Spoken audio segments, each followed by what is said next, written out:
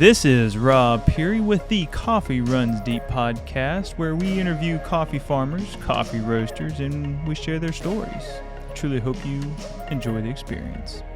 What's up, everybody? We have a sweet episode brewed up today. Our guest is a coffee roaster based in Michigan who quit his job at the age of 36 and dove into coffee roasting with very little prior knowledge of the coffee industry. We start off speaking about his startup experience and the hurdles he had to face. And we also cover everything from email marketing to his 10-kilogram Mill City roaster. So let's dive in and hear Scott's story of how he felt on the day he quit his job to chase his dream. Sure. Welcome to the Coffee Runs Deep podcast. I'm your host, Rob Pirie. Today we welcome Scott Thomas with Freedom Hill Coffee Roaster. And Scott, tell me a little bit about yourself and how Freedom Hill came to be. Sure. Thanks for having me on, Rob. It's good to talk to you again. No problem. So Freedom Hill came to be, when I tell the story to folks, I'm a veteran like yourself and was able to thankfully finish my undergrad of college later in life, just a few years ago. I'm almost 40 now, so my early 30s, I got to finish my undergrad with the GI Bill, which is an enormous asset for vets. And that really gave me the entrepreneurial itch. At the time, I was working for the Department of Energy near Chicago. Federal job, a lot of bureaucracy, great people, but the work wasn't very rewarding. It wasn't very challenging. I was just kind of going in and mailing it in and going through that coursework. All you do studying a business undergrad is case studies and success or failure and learning different facets of business, and really got the entrepreneurial itch. And my wife and I were vacationing a lot in northern Michigan, trying to get away from the rat race of Chicago, and kind of very deliberately planned out Freedom Hill. I think a lot of folks, they start out with roasting as a hobby or roasting for fun, and they pick up some customers almost by accident.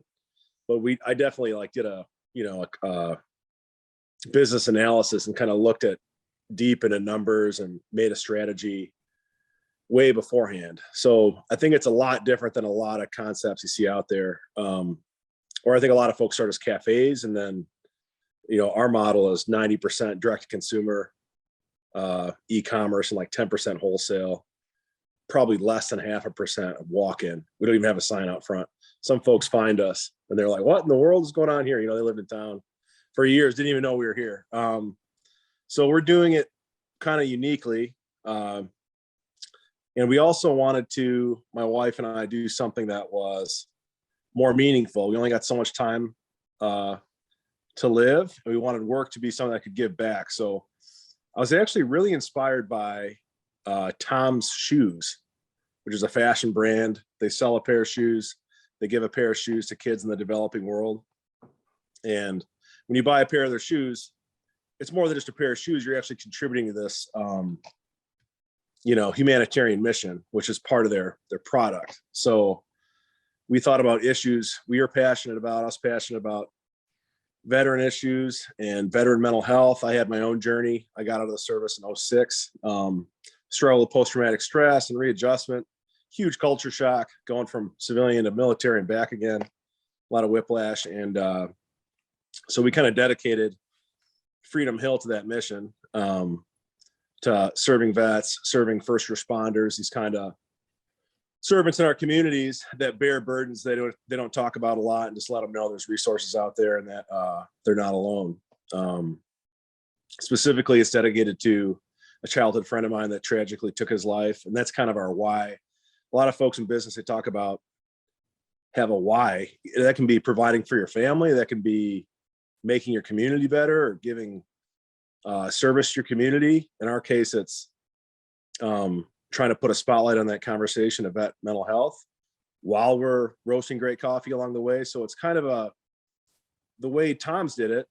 Their good work was good for business, and it all just snowballed together. Right. So that was our strategy with this as well. And so far it's working out. That's cool. Gosh, how long? I think it was 2 years ago when we first started talking. Was that when you 2 years ago? We were like, dude, when we talked the first time, I was probably taking a few boxes a week to the post office. Okay. Myself. and it was probably month 2 or 3. We just turned 2 years old last month. Okay, so and I talked to you because I saw some of your videos, and we can get into marketing. But video is huge. We're social media based. We live out in the country up in northern Michigan, small village, one blinking light village.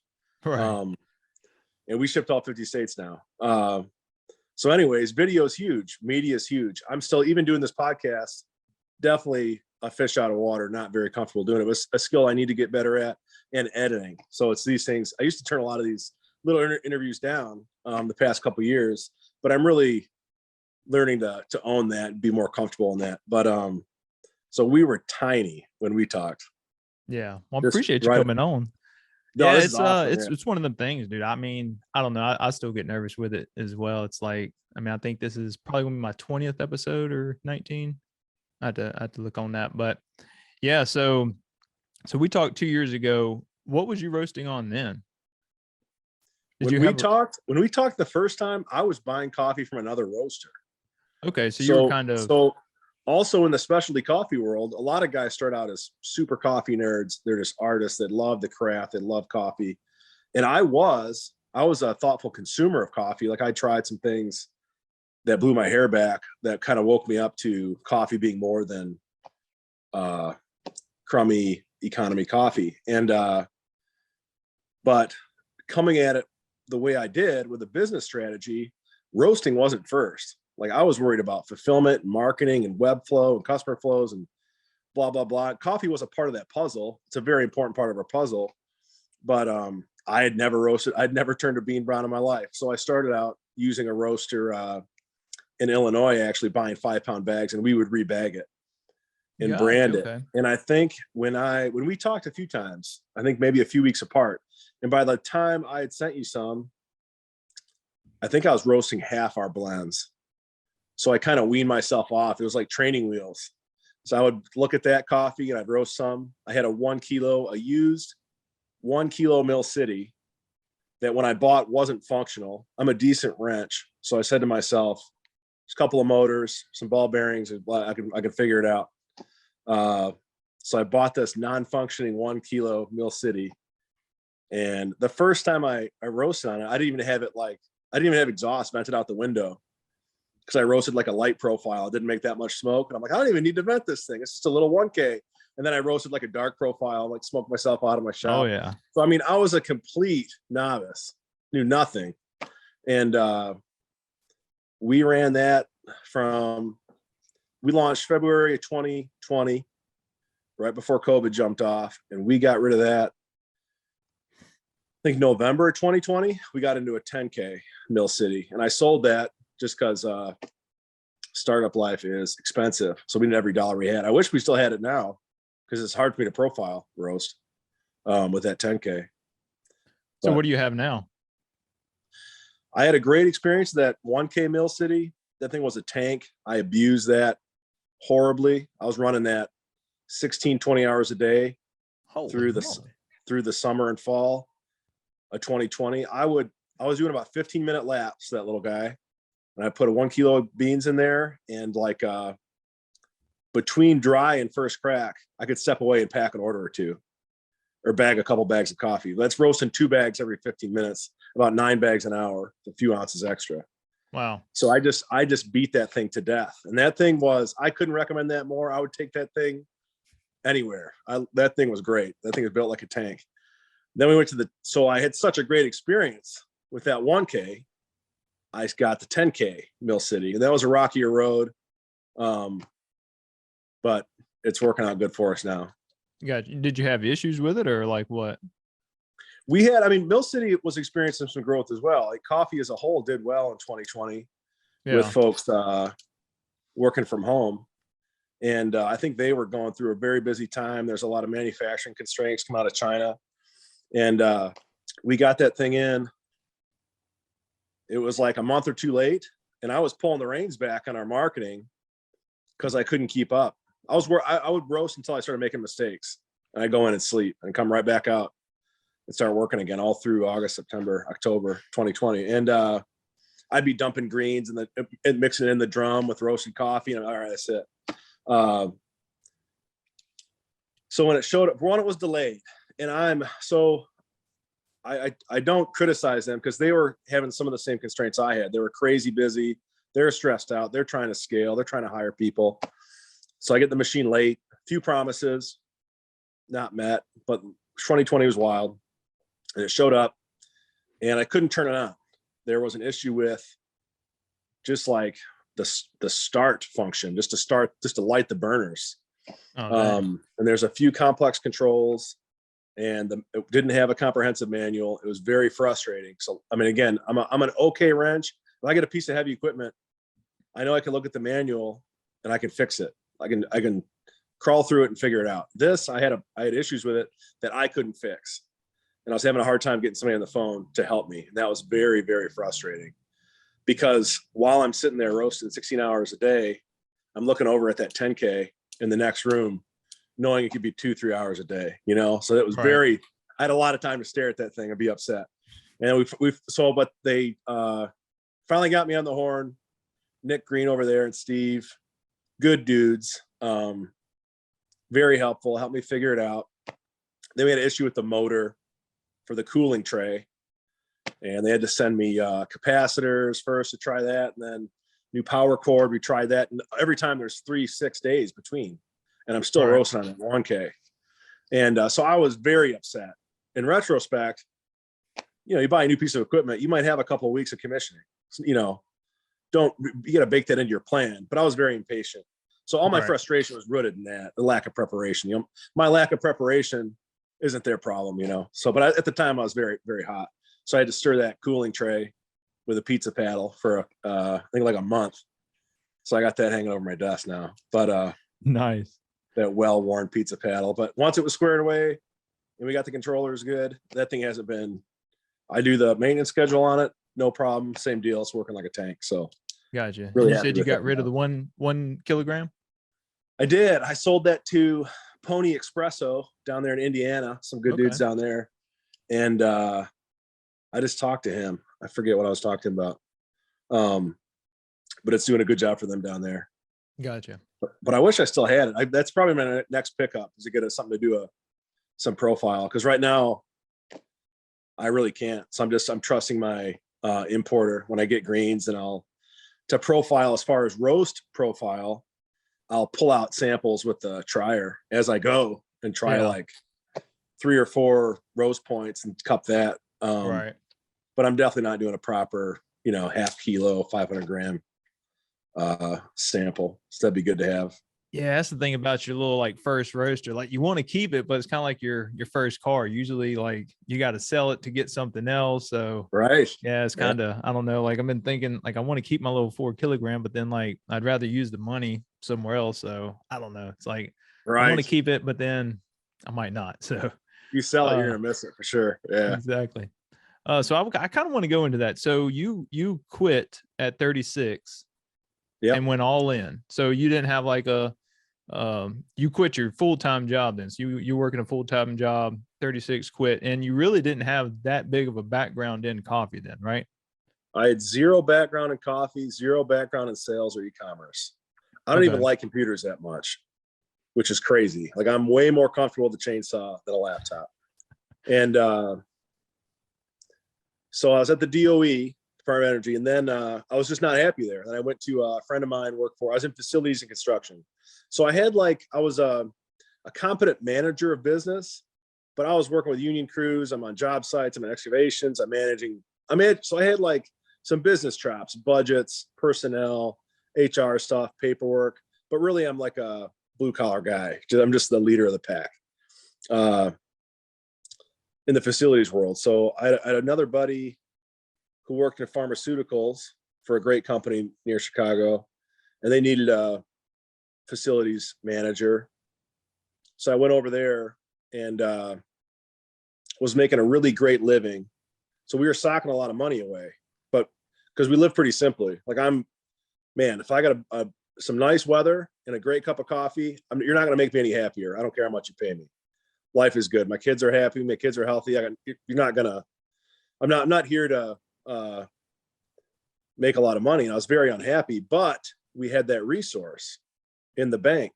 And my wife and I said, if we're going to try a startup, we're going to try a business. We're not going to wait till we retire.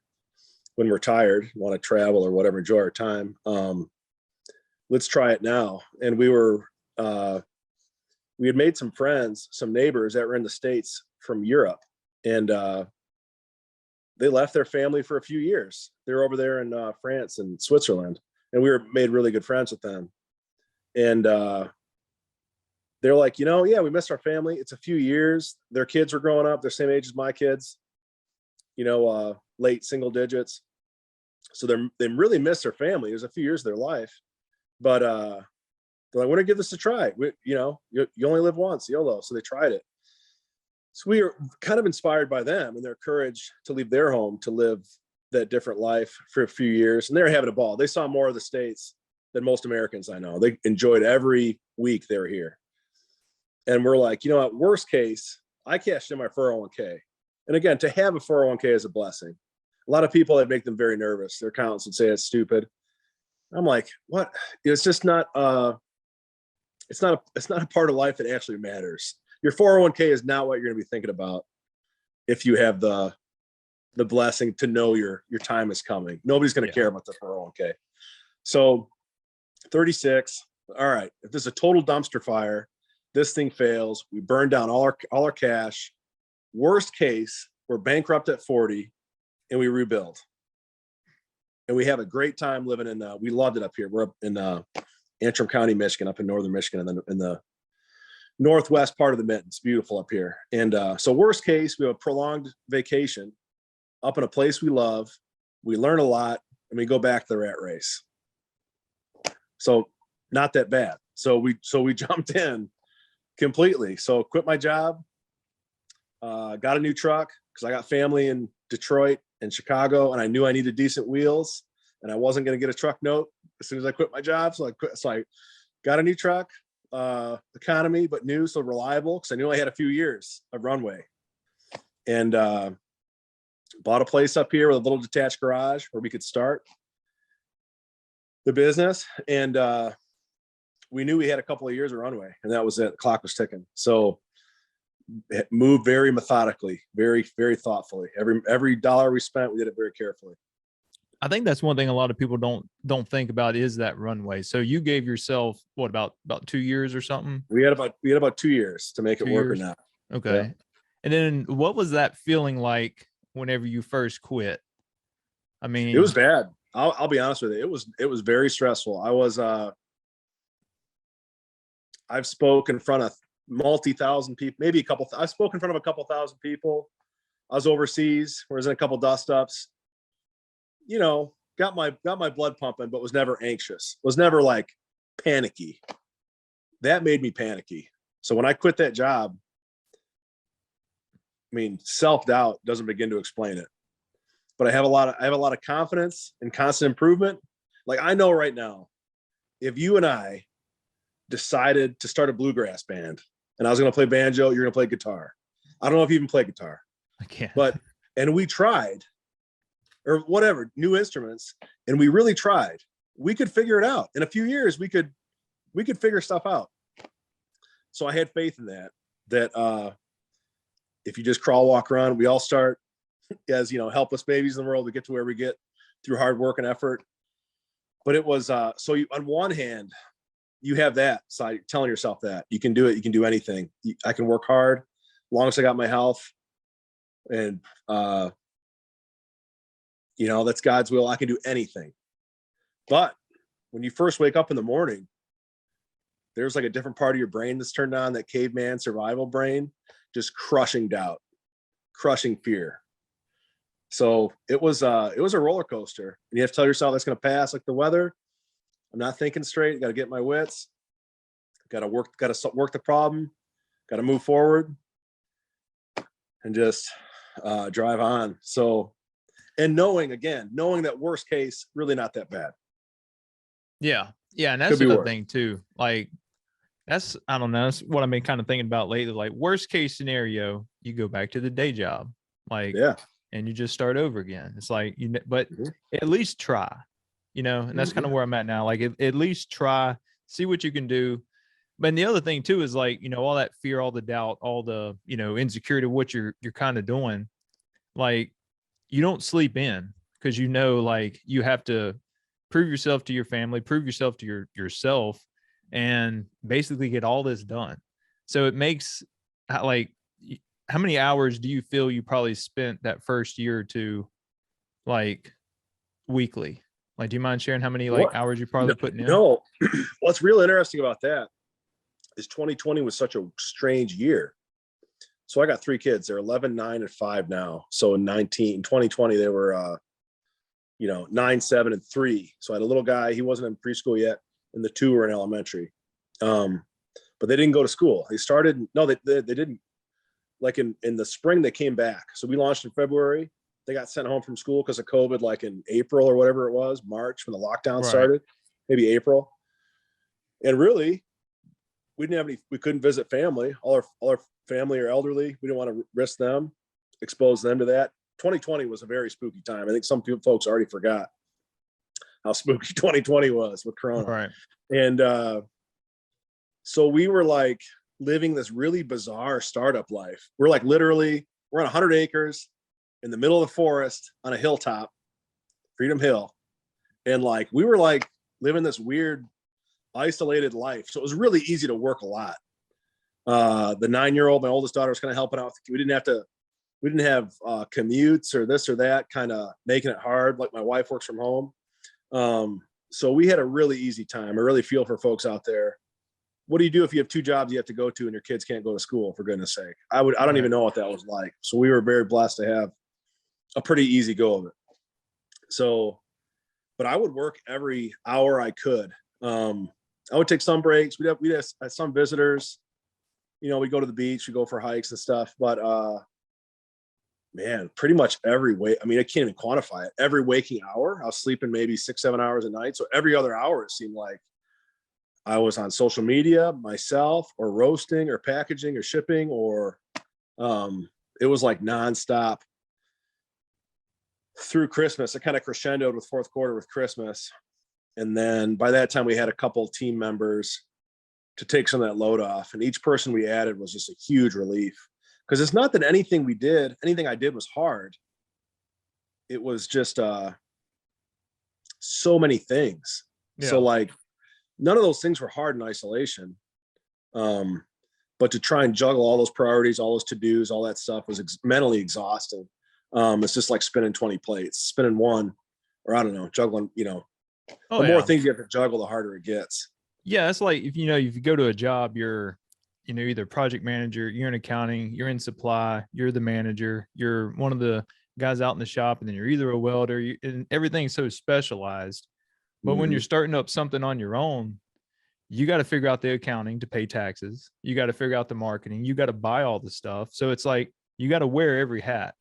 And a lot of people, they don't have the experience of that. So you got to on the job learn for that whole time that you're doing all that, just figure it out, So yeah. And that's the other thing. I think that's part of the runway too, is a lot of people think, it's not even so much the financing or the funds you have, but how long is it going to take you to figure all this out? I think that's another thing a lot of people kind of underestimate too, is you're not just going to pick it up on week 2. A lot of this is going to be figured out, on months and possibly even years. So you have employees now, or? We have a full-timer, couple of full-timers, handful of part-timers. Dang. And we have with our e-commerce model, we have a subscription part of the strategy, which is critical. So most of our business is there on Monday. So we walk into half the week's business ready for us on Monday morning. So we staff some people early in the week heavy. So every week we kind of dig out. So we have more. So the whole team's here Monday, and then we kind of dwindle through the week. Okay. Yeah, I didn't realize you had employees already. That's pretty cool. Yeah. I kind of want to talk about the Freedom Hill Folk School. What is that for you? That's super exciting. Have you ever heard of folk schools? Some people have, some people haven't. I've never heard of a folk school, but like I saw it's kind of like the blacksmithy and stuff, kind of stuff like that, which I got a little machine shop, we do some lathes and stuff like that. And super cool. But yeah, I've never done any like forging type stuff, not Yeah. my dad. He has some like knives he's done made from like files and stuff, and you can Love see it. where, Yeah. done wrapped handles and everything, but Yeah. I've Wrenches and stuff. never done it. So it's super cool. So the folk school, so I personally, like I say, my hobby is hobbies. I got way more hobbies than I could ever be good at. I just have a curious mind. I don't get really great at anything. Like I like making furniture, but like pretty crude joinery or basic joinery. I don't get into really fine dovetails and all that. So I get into stuff and I kind of figure it out. Then I find something else to chase. But what folk schools are, is they got real popular in the 70s with back to the land farming, and people, life was getting so commercialized and prepackaged. There's kind of this emergence of like, none of this stuff is real. Like, I don't know, crafting, but not like tongue depressors and construction paper crafting, like blacksmithing, corn brooms, farming with horses, working leather, stuff that's very practical and functional. That's part of our human past. And it's great for mental health because it's what we're built to do. Like, we're not built to sit at desks 8 hours a day. Right. We're evolved to hunt and fight wars and farm and make our tools and make our home. And that's what we're geared to do. That's why kids play tag and build forts, and fire's cool. That's still in our DNA, right? So there's folk schools all over the country, some more popular than others. Some focus on regional crafts. There's like the North House Folk School in Minnesota. They do like boat building and some Northern European stuff and some Northern Midwestern stuff, canoes and things like that. So Adirondack Folk School in New York. Some are more fine arts, like painting and acting and stuff like that. So what the Freedom Hill Folk School is pretty much selfishly the stuff I think is the coolest: timber framing, blacksmithing, pottery, fly fishing, corn brooms, pine needle bowls, all this like stuff that's cool up here. But the mission behind it, besides being just fun for me, is it's going to be open to the public but free for vets and first responders. So if they want to take a course, we'll have like half the seats always reserved for vets to take for free. And the mission behind that and how that ties into mental health is when you're a kid, when you're a teenager or a young man, you sign up for the service, you learn to kill, you learn to destroy. That's the mission of the military. And you come out and you go back to this artificial modern existence. So I think there's a lot of value in learning to build or use your hands and become skilled in good things and things that are also a part of our human DNA. So, right. So like our tagline is peace and purpose through craft. So if you got post-traumatic stress, or you're the kind of vet that's alienated, there's nothing worse for a vet or a person with post-traumatic stress. There's other ways to have. Everybody goes through tragedies in life. Everybody loses half the people they love before they kick it. And life is hard. Okay. So, but it's also beautiful and precious. And like, what's better, scrolling on your phone every day, or like making things with your hands, filling your home with or giving great gifts? The best way to serve yourself is to serve others. So like when you do things that are real in community with other humans, that's very healing. That's very powerful. So that's the mission of the folk school: to make awesome stuff, have real experiences, and share those experiences with other people in peace in a building environment. And that's going to be hosted at, again, my home right now is 120 acre. It's not like a useful farm. It's not like plowable, a useful farm. It's like hill country. It's mediocre pasture. There's a few pastures. There's a century-old barn there. It's going to be the first meeting space, but it can host all these activities. We have a little lake frontage on a beautiful lake, intermediate lake up here in northern Michigan. And my goal is to have the folk school buy that from us at like a market rate, not to gouge it, but to transfer that to live on after us as just a facility to share awesome experiences with our region and the country if folks want to travel to it. Yeah. And I think with our marketing chops from the coffee biz, I think we'll have a national appeal. I think we'll be able to collect resources. I think we'll be able to do that, meet that mission. So I think, and it's funny because I go to some of these classes at other folk schools, There's a really great one called Tillers International near Kalamazoo, Michigan. And they do a lot of the stuff I talked about. I've taken a lot of courses there, and there's always vets there. Vets are like, I feel like guys that grow up playing soldier and wanting to be in the military and being athletes, they're more in tune with our caveman DNA, man. And I feel like these classes are full of them. It's like no accident. They're just curious. They're, down to travel to strange places and meet new people and just jump into stuff. And so I've met some awesome vets from all over the country at that facility, which is a couple 100 miles south of me now. So I'm just really excited to build something like that. And that's partially funded by Freedom Hill Coffee as needed. I'll be the first executive director. I'm gonna be working for free. I'm never gonna pay myself from that. So until that's well-resourced enough to hire somebody to manage that, I'm gonna do whatever it takes to get that off the ground. And there's another great outfit, I think down maybe in Alabama. They got a fleet of real high-speed sport boats. They're called what the heck is that? They do like water sports. What the heck is that? Wake for Warriors. They do like water sports for vets that are like lost limbs or legs to get them out wakeboarding and stuff like that. Oh, cool. We might host them this summer.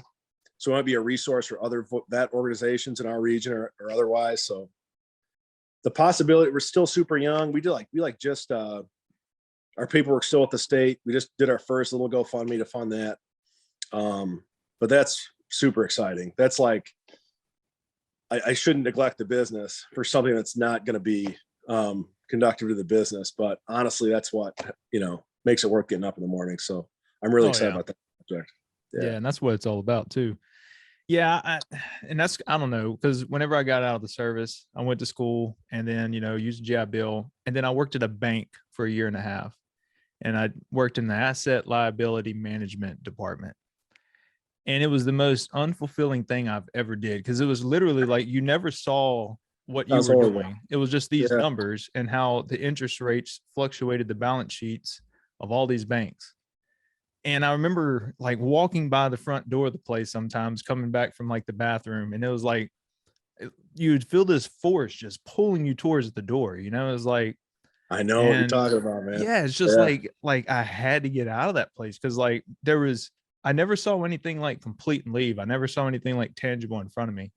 And I only stayed 1.5 years, and I was like broken. I had to I was like, whatever, I need to go get another job. So finally I found another job. But yes, I think, I don't know. And there's so many jobs like that now where there's no, like, I don't know what the word is, kind of like there's no like benefit that you get after what you do, because it's everything, like you said, it's all on a computer or something like that. And it's hard to get that satisfaction of something completing. But, like, a lot of people love it. A lot of people do that their whole life. Yeah, I guess so. And some people do, but like, that poll, there's like, oh man, it might be Carl Jung, the great psychologist, who talked about like concentrically circling your destiny in life. You get these little hints nudging you towards your optimum state of fulfillment. Right. But it's your choice not to listen. Yeah. Well, some do people you feel you're listening more as you get older? Because like in the beginning, like I don't know. I feel actually in the beginning I listened more, and then I went through like this in my 20s or whatever, where I was just like, do what the system says.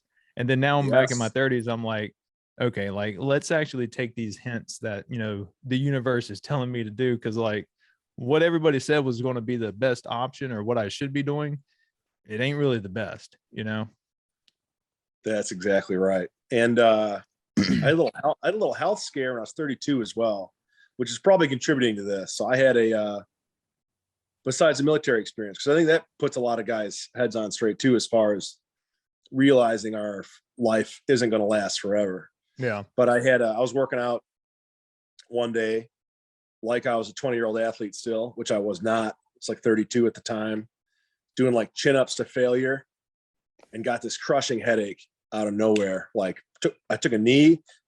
It was indescribable headache out of the blue. Long story short, went to the clinic at work. They had a clinic there, sent me to the hospital, a CAT scan on my head, and they found my aorta had an aneurysm. It was like about to pop. It's not, the headache was an exertion headache. It's because I was working out like an animal. Totally unrelated. So completely lucky that radiologist saw my aorta was about to pop. So I had open chest, I think I was 32. Open chest, whole deal, repaired my aorta. So that's a really successful surgery and repair. So I'm good.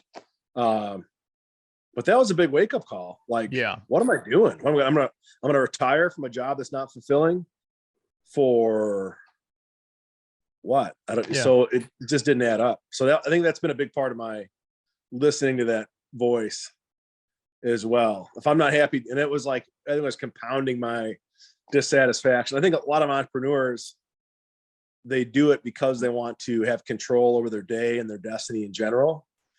And it's funny, we talked about making that leap. I told my wife before we did this, either this is going to work or it's going to completely break my spirit for entrepreneurship. But I'm going to give it everything I got. But if it doesn't work, it won't be from a lack of trying. And if it doesn't work, I'll have this out of my system and I'll go be a very happy cog in the machine. It's fine. Heck So, yeah. but I had to go. I had to try it. Yeah, you definitely got to. And it's one of them things too. It's just like, if you don't now, like, I don't know, I feel like in your 20s is the best time to, go out, do crazy things, experiment, be risky. In the 30s, you still have a chance, especially nowadays, I feel, because, I mean, I don't know, people seem like they're going to be working to 70 or 80 by the time I get up there, like Social Security is probably going to be pushed to 70 or if not 80 by the time we get there.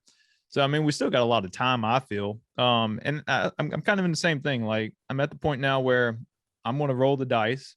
And like I said, if it don't work out, I'll start over around 38, 40 and whatever, I'll ride it out to the end, but at least at that point, I know, like, I at least tried, gave it all I got and then see what happens, So, dude, that's such a cool story with that. One thing I want to talk about too is like the in-person meeting. So your school, that's going to be like in-person meetings at the, or is it going to be more like kind of online, you teaching No, through like that'll a be YouTube channel or something? That'll be 100% analog. Leave your cell phone in the truck. 10 or 12 people a class doing Put the real phone stuff. away, huh? Yeah, heck yeah. So it's gonna start slow. Right now, we just got the barn for like some courses. We're doing our initial fundraise now. I think we'll get some traction with that, be able to build some cheap facilities. But what we're trying to do won't take a ton of infrastructure. So I think we'll be able to do some really cool stuff pretty quick. And some of that might be like, bushcraft, stuff like that. Like that's, zero cost. Just got to pay the instructor. Gotcha. Yeah. Are you going to roll coffee into that any too? As far as like, I mean, because it's kind of like a folk thing. We might. I mean, though I'm sure there'll always be a good coffee spread to kick off the course. We might do like in the winter months. Up here, winter is oppressive. I just saw grass for the first time in 5 months, like this week. Wow. We've been cutting for like 2. Oof. So if you're not indoors in the winter, it's tough out there. I mean, there's like snowshoeing and some winter stuff. But so we might do like some hey, come see how coffee's made kind of stuff. Just because the folks that do stumble in here, they think it's pretty neat to see the roaster and the destoner and see the actually experience hyper fresh coffee. So that's kind of fun to share that with folks. So there might be a opportunity for that. Maybe like talk about home roasting and sourcing greens and stuff. We've had a few folks stop by from the county to like dudes that just like want to buy a couple pounds of greens to throw in their cast iron skillet. So I love talking to those dudes. It's super fun talking coffee, even at that scale. So we'll see where it goes as far as that. Yeah. As far as like your your marketing stuff, I know you do a lot of like emails and stuff like that. Would you mind sharing like where you think your marketing strategy has worked best, either on Instagram or your email strategy or anything else? There's like the crazy thing about marketing is I took one undergrad course, forgot everything in it. There's no good book out there. Every business is different. Every customer set is so different. There's no good book. There are some really reliable rules of thumb. So like even with coffee. So most of our marketing, like my Instagram is junk. And I think it's because I'm our marketing strategy isn't that diverse. Like I've always been like an old soul. Like I grew up watching like, Andy Griffith in the 90s, and that show's from like the 60s, right? So I think I really identify. Yeah, we I do think I too. personally identify with a lot of like boomers and like 40 and up. And like when we look at our demographics, most of our customers are like 40 and up. So like our appeal, we're definitely, we celebrate exceptional Americanism, America, America, traditional values, old school stuff was popular in decades past and popular now with a lot of Americans. So that's not really the Instagram crowd. I don't know if my Instagram content's not good. I have no idea. It's mysterious, but we market mostly on Facebook, Instagram, and then Google. The emails are pretty simple. Like I'm not a professional marketer. I'm not a professional author. I write really basic emails. I tell people what we're up to. If we're sending donation coffee to the troops, we'll talk a little bit about that ship or that unit, where they're at, what they're up to. Donation coffee is one of our product options. We ship out our coffee missions once a month. We do all those calculations and send those out. Or celebrating our national holidays, celebrating our American history, like pretty basic stuff. And it's just like, I think in our Snapchat modern culture, a couple of seconds of cynical garbage and profanity is really refreshing just to hear about, a veteran farmer that's doing good work out in the country. Like people are just hungry for some real stuff and to have an experience with real people. Yeah. So my stuff is super basic, or it's like, the kids picking apples at the farm. But email marketing is critical. So e-commerce marketing is getting more expensive. Social media marketing. It's hard to get in front of people. Attention spans have never been shorter, but it's kind of critical to our mix. So we use that to expose people to our brand. Like, hey, we're Freedom Hill Coffee. We're honoring those that serve their communities in our nation. We sell coffee, and you can kind of break out your audiences into cold. So those like people that don't know anything about us. Maybe they hit our website. And they hit your website. As you probably know, any website you go to, you get that pop up. Hey, put in your email address, save $20 or get a free whatever. And then they're in our email list, and then it's a chance to tell more about us. Yeah. So I don't know if you do emails in any of your business. I don't. That's one thing I actually kind of regret. I've never really collected emails. It's like, it's a time game. So you're burning time right now. So it's like they accrue over time. Yeah. And when your email list grows, that has a value, and you can market and tell more people about what you're up to. Yeah. So then there's some really great programs out there like Klaviyo is the market leader right now in email marketing. That helps you manage your lists and cut up your lists. And it lets you schedule emails. So let's say you signed up for a coupon code today, you would get an email that says, hey, thanks for sharing that with us. We know more so than ever, you don't want to share your email address. Here's what we're up to. Here's what we're about. Here's a discount. Thanks for giving us a try.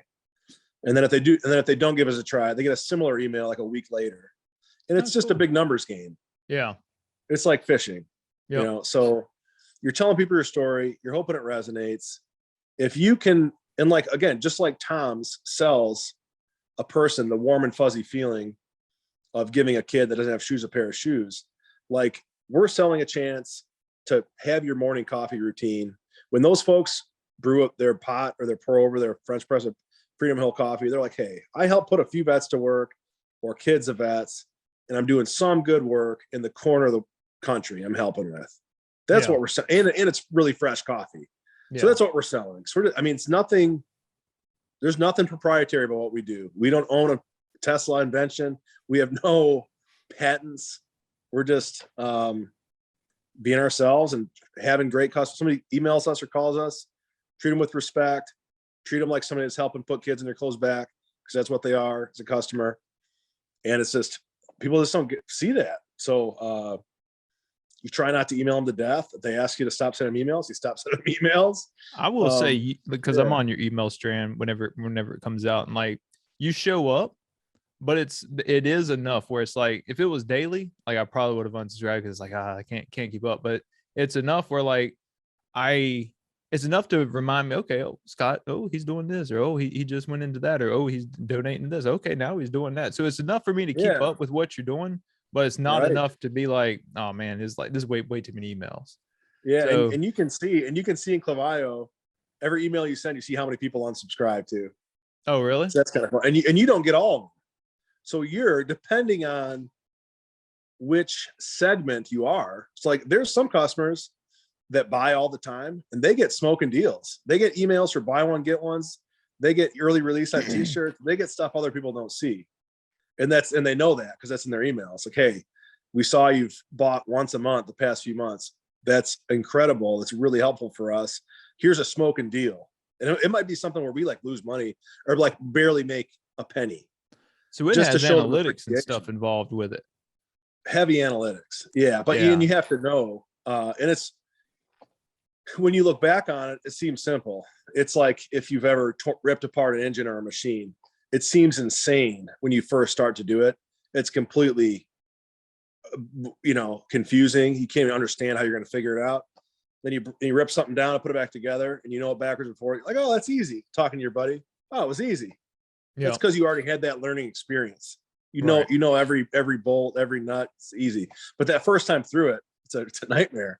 So it's taken a year and a half to figure it out. Our email system, I didn't even understand the power of emails. And again, because of the costs of social media marketing pressure, that list is so critical and it's so precious to treat that list with respect. And because you get to choose if you're going to send them a message. On Facebook now, who knows who you're getting in front of or how they're doing it, but they're like, it's crazy expensive. So the emails are getting like blocked and stuff. I posted a trailer on Facebook Marketplace, and then Facebook comes back and says somebody hacked my account because there's weird activity. And it took me literally 2.5 months to get back on Facebook. It took that long for them to. It's very stressful. Yeah. So if you're relying on that for like a business or something, I would have been demolished. So I do try to get on all the platforms and hit as many as I can, but email, I have neglected. I kind of regret that now, which I don't know. I need to figure that out.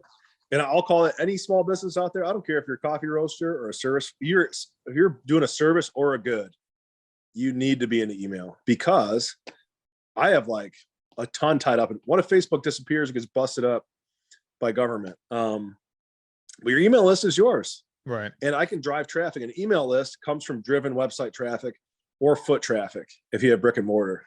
So if anybody who you bump into in the coffee world, I love your coffee niche and your audience. If you have a cafe and you don't have a sign up list by your point of sale and saying, hey, we'll give you 20% off for sharing your email address with us, it's bananas, because that's incredibly valuable. That's like, because no matter if Instagram disappears or TikTok or whatever, you can always drive traffic. There'll always be a way to drive traffic. Yeah.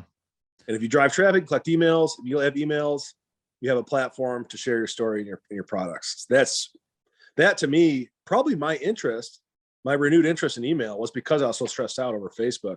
We were getting like, dude, I had a t-shirt that says, not all heroes wear boots. It's like to honor canines. There's a silhouette of like a troop with a shepherd. He's got like a rifle slung, I think. Really simple t-shirt. And it got blocked because it said I was trying to sell animals. Oh, wow. By Facebook. So you cannot sell dogs. You've been warned once. It's like, it's a t-shirt. And Facebook's horrible. They're super hard. You can't get somebody on the phone. No. Their robot dings you. And what else? They dinged our suicide prevention awareness shirts because it says suicide. It's like stay in the fight, never give up, end veteran suicide. That's what the t-shirt says. It's getting flagged. It's horrible. Yeah, it's because they have these like algorithms. It ain't like a human, I don't feel. It's these algorithms that are like pulling things out. Oh, you've never posted anything on Facebook Marketplace, and now that you have, you're shut down for 2.5 months. And it's like, and like you said, you can't call them. Like you have to wait on these emails, and it takes forever for them to reply back to you. But I mean, I actually set up another account, and then literally like 2 days later, I kind of gave up on it, but I thought I was going to have to start completely over. Yeah. But yeah, that's another reason too. I have every video, every podcast, every YouTube video I ever created on hard drives, because if YouTube ever conks out and, you know, does whatever. Who Like, knows? I want to Yeah. upload somewhere else, you know what I mean? Because it's like you have all this time. You literally, like, I probably have weeks of hours in these videos and stuff now. And it's like, I don't want to lose it all. Mhm. So yeah, but all that stuff, any of that stuff goes away. Still got your email list, and that's going to be. I didn't realize they had the analytics that good too. Because that's kind of like YouTube. They got the YouTube analytics. Like if I post a video, I could see like which ones gain subscribers and which ones like lose subscribers. And you know, the analytics are just crazy what you can get into, like as far as where people drop off, you know, at what point people were coming in and like how long. It's insane. So I don't know. I definitely want to get into the email thing and learn more about it, because it's like, it's something that people have told me from the very beginning, and it's like you're telling me again. And it's like I just got to wind up doing it. So got to do it. Or even like let's say your niche is only specialty coffee. Like I do flavored coffee too. A lot of people scoff at, but there are people too, and it's a big part of the market. Yeah. But like I can even curate an email about a flavored coffee. Really, like everybody gets one or two, but people that have bought flavored coffee before, they get even more because I know they're into that, because they always want to try that. Yeah. Or if they're into darker roasts, I know some people are like, oh, I can't stand light roast, so bright, so acidic, not my thing. I want, you know, smoky notes. I want carbon. I like my putting half a cup of cream in my coffee, this and that. So if there's a darker roast release, they get it more. So I can tell by their buying history. If somebody's bought our extra dark, which is like well into second crack, they're going to get an email about a darker roast. They're not going to get an email or the second or third deep email about a, you know, a lighter one. That's just not going to be their bag. So gotcha. So you put a lot of strategic like thinking into your emails and who it goes out to and stuff like that then. There's a pretty decent, I mean, it's probably a lot simpler than it sounds. So even depending on what your mix is, like let's say you're a cafe down there and where you're at, and there's some, like up here, there's like most of the tart cherries in the country are grown around here. It's orchard. So like our cherry flavored coffee is orchard country cherry. Cherry, I don't think is a big seller in the national market, cherry coffee. I think the national market big ones are like hazelnut, mocha, vanilla. Those are probably the big three. Right. Like here with our few wholesale accounts, like cherry rocks like crazy because people, it's just like a weird regional thing. Yeah. So you can make your lists and email marketing by people's preference. Because just like social media, I thought recently about niching out my social media, because I'll have like history stories, coffee stories. But if somebody likes your page because they're into history and they're hearing about some new single origin coffee, they might not care about coffee, so they might unfollow. So there's a lot to be said for putting stuff in front of people that you know they're interested in. Right.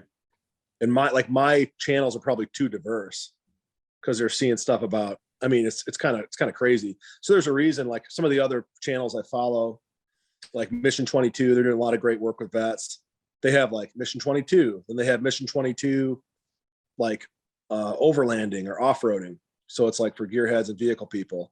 And they have like the Mission 22 shooting team for people that are into guns. But if they put all that content into one channel, you know, there's the people that are following the mental health stuff, they might not care about dune buggies, you know, who knows? So that's kind of on my list for this year, is to kind of think about our messaging and make sure I'm putting stuff in front of folks that want to see, which is but once you kind of make a strategy, if you take the time to think it through real well and think about your buckets and your calendar, some of that stuff's automated, it gets pretty easy. There's a lot of thinking work at the front, but it's not as bad as it sounds.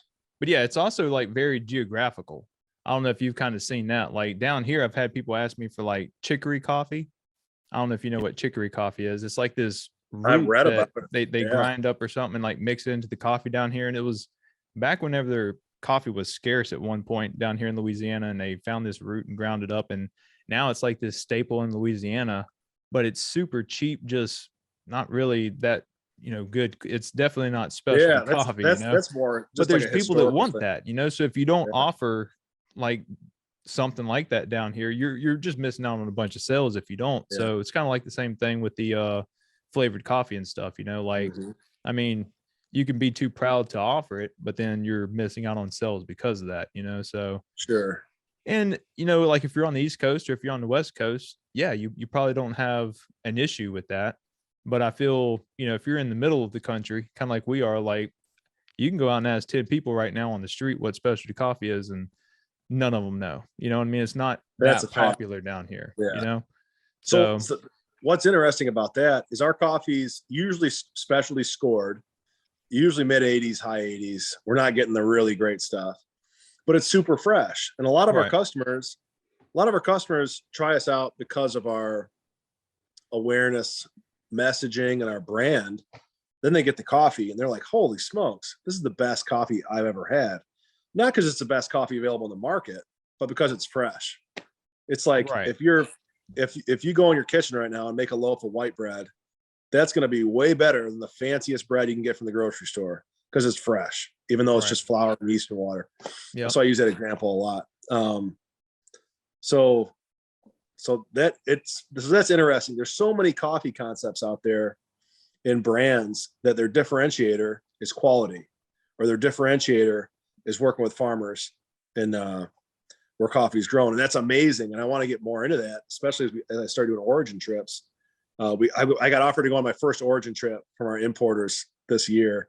Couldn't go because of scheduling. Super bummed. Who do you import through? Mostly List and Beasler. Are you familiar with them? I've never heard of them. They based in Hamburg. They were the original suppliers for like Pete's and Starbucks. They do some big volume. So they do. So if you're buying containers and pallets, I think they're a lot more in that market. They don't just, I think we can maybe buy a single bag, but they're more for containers and pallets. So anything we get from them, we're getting 12 bags at a shot. Okay. And they have really thoughtful importers that do those origin trips, and they do a lot of cupping in their offices in Miami, and they got warehouses in New Orleans, Continentals. I think, where is that? It was in Jersey. And the one out in California somewheres. We barely ever get coffee from there because they do spread out their stock and the shipping is brutal. But they've been a really great partner. Couldn't recommend them. I'm trying to think of my importer's name, Maria over there. She's phenomenal. Where would you plan on going down there? Chiapas, I think, to one specific farm. Okay. That I think they have, and they're like a lot of importers. I think they have farms where they have relationships, and they have like processing station relationships and some regional knowledge. That's in Mexico? That's in the very southwest of Mexico and the mountains on the Pacific there. So I was really excited about that. I speak a little bad Spanish. Would have loved to have gone. But we don't do a lot of Chiapas. We do a rotating single origin. So every month or two, we'll do one that's a single origin. And that's, again, I didn't have a lot of coffee experience. So that was like my schoolhouse. Yeah. I was like, all right, importer, recommend I'd call somebody up wherever I was buying. I started buying, my first beans were from Mill City. They're 10-pound bags of beans. Cool. And so I'd look at those notes and get a couple of those, and that'd be, I don't know, 15 bags. But I think they're right down the street from Cafe Imports. I think they're pretty close. I think they do a lot of business together. Super close. Yeah. Yeah. And I think that's how I got linked up with List and Beasler. I've watched a lot of Joe Morocco videos. I'm sure you've seen Joe Morocco. Do you know Joe? I don't know him. I've talked to him on, like, messages, and not messages, but like comments and stuff like that. We went back and forth, but I don't know him personally. But yeah, I mean, the series that Mill City put out with Joe. Yeah. Like, I think anybody who got into roasting has probably watched that whole series 2 or 3 times. Yeah. I know I have. Yeah. So he couldn't be a nicer dude. We talked about mushroom foraging and hunting and coffee and backwards. It's a pleasure to talk to. He left. He went from Cafe Imports to Mill City to List and Beasler. So that's when I reached out to him. I think that's when I was having my meltdown with that 10K. And I reached out to him directly. I was like, dude, I'm dying. I need help, man. And I'm working for List and Beasler now. So somehow I made that connection with him. And he's only given thought. He's been so generous with his time, with emails and phone calls. That guy, if I ever bump into him at like the SCA show or whatever, I'm going to buy him dinner or something. He's awesome. So he linked us up with List and Beasler. He's since moved on to a specialty cafe chain, not chain, but I think they have a few cafes, and they're an importer. So I think he got back into the really, really fine coffee, which I think is where his heart was. List and Beasler is more, they're moving containers of coffee. It's a little more. I mean, they can source commodity grade we get their specialty grade, but they're also in that side of the business too. Yeah. And I can only imagine where Joe, I mean, shoot, that was probably in 2015. They were making those videos and stuff. It's been a while back, I think. Yeah. So, well, shoot, to go ahead and wrap it up, what are your goals kind of going forward? Where do you kind of see yourself in 5 years? The goals, I mean, ironically, like we don't have a cafe up front. We got a little store. We don't do any brewed coffee, which is very backwards for a lot of coffee concepts. And folks come in, we'll make them a pour over, and they'll be like, "Do I have to pay for this?" I'm like, "We don't even got a price for that, buddy." But here's a bag. You want to buy a bag of coffee? So we're about to. This building we're in, this is a 10,000 square foot facility. This was a wood factory, like a furniture factory. We moved in here a year ago. It's been a lot of work standing this up. Is this here on your place, or is that in town somewhere? This is in town. This is in the village of Bel Air. Gotcha. So my place, the place you saw, was a 400 square foot detached garage, which we bumped out to 1,000. Yeah. And we got into this place because we had a couple phone calls. Guys were like, I was talking to a supplier. They supply the farm and fleets and the fleet farms up here in the upper Midwest with coffee. Like, can you ship by the pallet? I'm like, dude, I'm driving coffee bags up my driveway in my pickup truck. So we had to get a commercial space. So this was a lease to buy deal. We couldn't buy it until we were 2 years old because of the way the SBA rules are. Okay. So we finally turned 2. We got the deal rolling on this. Once we own the joint, we can build out a cafe. So that's a super exciting project. That's going to be more in the artistic side of coffee. So I'm eager to maybe put a 1 or a 2K up there and do some really micro lot stuff just for the front of the house, not get it all mixed up in our e-commerce.